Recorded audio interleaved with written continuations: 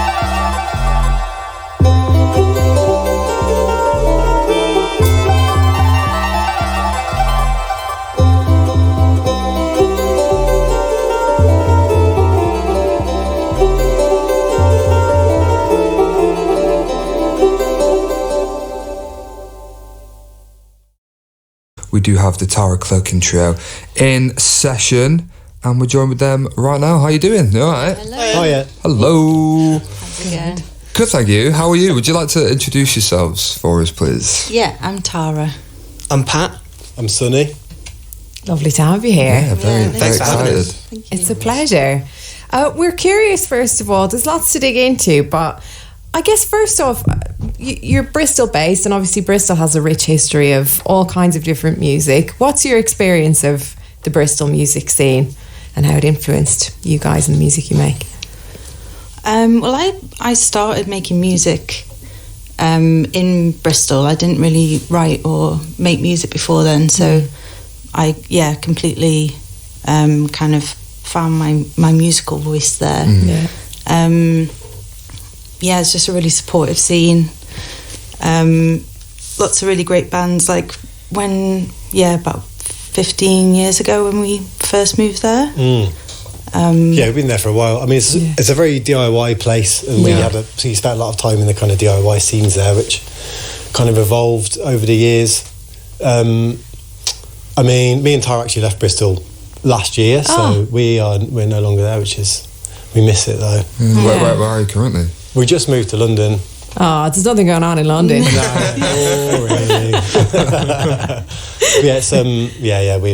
We're turncoats, unfortunately. Yeah. Oh, fair enough. No, London's great, I like it. But Bristol's great. It's got it's a very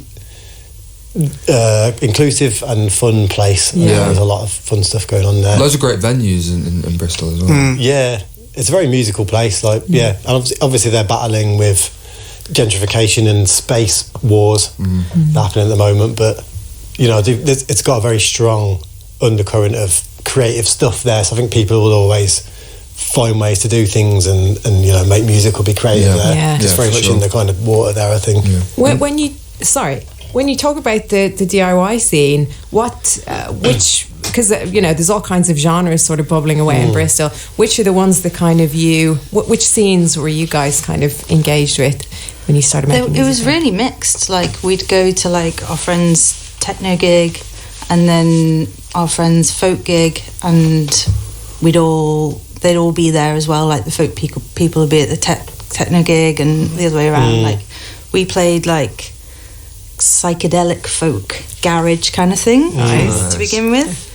I can't remember phase. There was a kind of garage punk phase that we were in, and then there was a lot of analog kind of techno stuff with like a lot of hardware and quite noisy, like a lot of noise stuff and kind of experimental weird stuff. And there's always been a lot of crossover between those things. I think when I first moved to Bristol maybe about 10 odd years ago, that was the thing that like really spoke to me, in that like there was just sort of a music community rather than like there's the metal scene, there's the whatever scene, you know what I mean?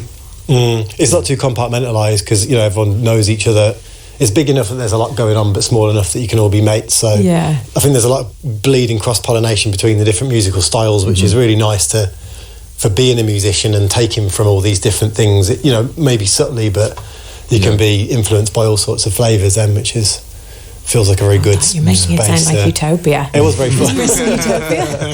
and then at what point in that utopia, with all those different flavours, did you decide to form the trio? It kind of just very slowly happened. I guess when Pat moved to Bristol, because he's a little bit younger, and he could play really nice jazz piano, so we were like, let's get that in there. Some jazzy flaves. And that kind of changed the flavour a bit. Yeah. Pat's my stepbrother, and me and Tara together, so we're kind of like a family band is the unit roughly. So we've always we've been in each other's lives for a long time. Love that. Yeah. How did you, because your musical backgrounds, you were involved in different musical projects before this, and then you arrived at this specific kind of improvisational sound that you play now.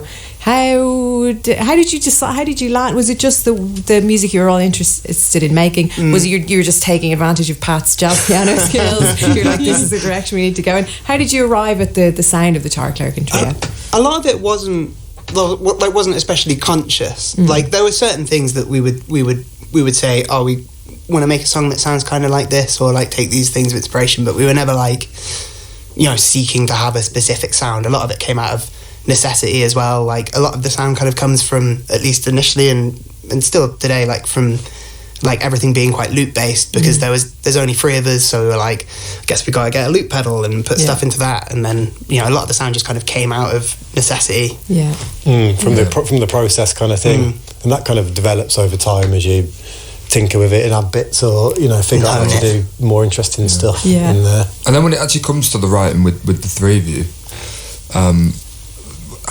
where do you start? Does someone provide an idea? Because I think a lot of it's improvised, right? Yeah, I don't know. A lot of it's quite varies. Is there any family fallouts? we can speak frankly to each other. Very different. One of us gets kicked out the band at least once a day. Yeah. Today is Pat. Hopefully that's over now and you've reconciled in time to play the session for us. Shall we get into it? The Tara Clerkin Trio live in session, New Music Fix Daily. It's New Music Fix Daily. We have returned to the live room and to our conversation with the Tara Clerkin Trio ahead of part 2 of their session. We've spoken a little bit about Bristol and the sort of musical atmosphere that you came up with and stuff, but it'd be good to chat about what you guys are doing now, because you've been together for a while. You're going on tour again in the autumn, playing some different venues this time. Can you tell us a little bit about how your sort of live setup and your live offering, for want of a better word, your live, what have you got to offer us? Exactly, yeah. But you know what I mean, like how that sort of developed when you're playing in front of people. We tend to kind of, it's quite a big part of our process, really. We tend to like use it to kind of develop songs quite a lot. So the songs that we already have recorded can change quite a lot when we play them live a lot, just because we get bored and want to change it. We kind of like use it to, not use it, but just naturally kind of like develop songs that way. It's all based on Tara's kind of central setup, because she's got a kind of station with all the bits and bobs that we can all go through. Is it a loop pedal? Yeah, I'm trying to like pair over. There's a loop. There's a lot going on there. There's a 5-track loop pedal. Nice. There's a sampler keyboard, and there's this Boss ME50 multi-effects unit, which I love dearly. We've had it for a very long time, and we use all the bits on it. It's got lots of tricks. How did you figure out that was the setup, that, you know, this is your ride or die Tara Clerkin Trio setup? Just kind of built up. Like I had this multi-effects unit. I used it just for delay on vocals for a bit, and then we kind of, Sonny bought this sampler, and then we ended up writing a song on it, and that was added to the desk. And then we had like a 2-track loop pedal, but then we kept finding we were like kind of, we didn't have enough, so then we got 3, then now we have 5. Cool. And then how does this all lead to, I guess, the debut album that's coming out? We're calling it a debut album? Is that correct? There's been one before. Yeah. There's another album that is less known. It was on a different label before the 2 EPs. Okay. Which is self-titled. And that is lesser heard, but that is our first album. Interesting. Yeah. I thought they were the EPs. Yeah. So there's a sneaky one before. There's a self-titled album. There's a whole album so there. So sneaky. Yeah. It's rare and highly sought after, I imagine. Yeah. Is the label Somewhere Good is on the way? Yes. Yeah. Soon. Fantastic. 5th of June. And what can you tell us about that? Well, it's good. The 3, obviously. Available soon. It's available on the 5th of June. It's coming out on World of Echo. We released our last 2 EPs. We're playing 3 songs from it tonight. So 2 that have been released already, Silently, which we'll play next, and Somewhere Good, which we played earlier, and then another one which is yet unreleased called Movin On. Fantastic, Yeah. amazing. I mean, Sonny, I can see you've got an acoustic guitar and you're behind a drum kit, so I'm very intrigued to see what's about to go down with those two instruments. Incredible. When you're a band that's so focused on creating music improvisationally, how is that a challenge to commit that to a recording and say, okay, this is the final version of, we can't change this track anymore, this is the final version, it's going on the album? Yeah, for sure. yeah. We fiddle over it a lot. We kind of pour over the details quite a lot because it's, there'll be like one... I think it's like, it feels like there's a right space for it though. If it's like a jigsaw puzzle that you're trying to solve and then, you can find the place when it feels like everything's slotted in. Yeah. Hopefully, that's the goal, and most of the time you get there. Yeah. If you fiddle enough. Yeah. Yeah, for sure. The setup for recording it was that you guys in the studio just improvising it until you're happy with the version, or?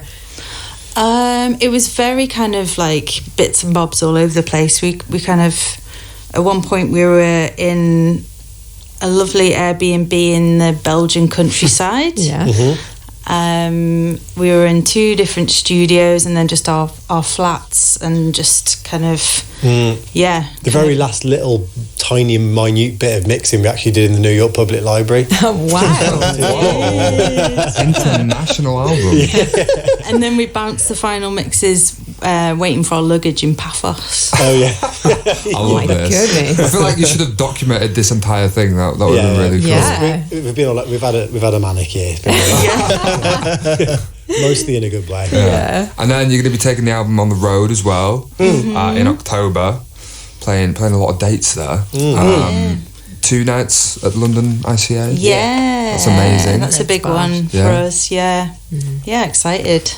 We were wondering as well, because obviously you've played in Manchester before at the White Hotel. This time you're coming back and playing Halle St. Peter's, which is quite a different vibe. Is it? White Hotel is quite a... Oh, well... I've never been. It's beautiful. Is it? Yeah. I mean, it's a church versus White Hotel, which is kind of a church of rain. The church of rain. That's a great way to put it. There on the dance floor. Yeah. But we've only ever played at White Hotel. Well, actually, no, we played at one of the venue, but we've played at White Hotel like 3 times. Yeah. But I think that vibe's probably been quite different. But, it's nice to mix it up. Well, we look forward to catching you then, and delighted to have you in session for us tonight. So, should we have part 2, the Clerkin Trio live in session? Yeah. Amazing. That was so good. That was so fun watching you build that layer by layer before our very eyes. And then Pat, you pulled out a melodica out of nowhere. I don't know where it was going to go next. That was amazing. That was incredible. You can hear his jazz chops really come out on that. Thank you so much. Live in session on New Music Fix Daily. You can catch them on tour. We will tell you all about that after the 6 Music News.